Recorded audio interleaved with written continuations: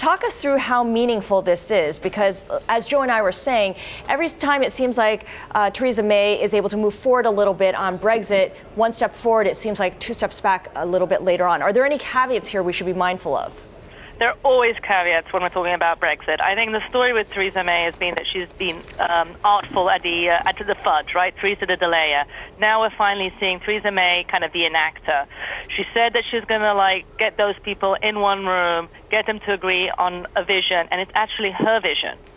Which is sort of extraordinary. We're waiting for the penny to drop and for the Brexiteers to sort of mount some kind of insurrection.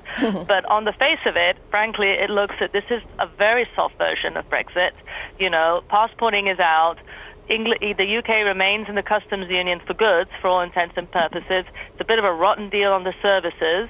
A couple of sweeteners for the Brexiteers. But essentially, even though Brussels will say this is unacceptable, this is something that they potentially can work with. I imagine there are a lot of people watching this very curious about the financial services aspect, the banks. Is there anything in there for them here? I mean, I think they'll be desperately disappointed. You know, it's the key thing is the UK had kind of gone on with saying there'll be some form of mutual recognition. They were sort of clinging on to that hope. They've given up. It's not in this three-page document. So what does this mean in terms of speculation about cabinet resignations and leadership plots against Theresa May? Is her job safer now?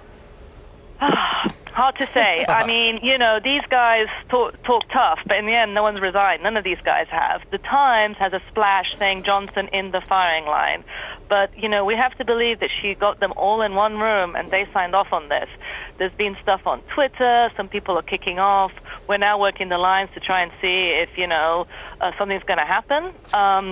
But truthfully, no one wants to sort of resign on the day that the day before the UK is going to play a match. They're not going to make all the papers.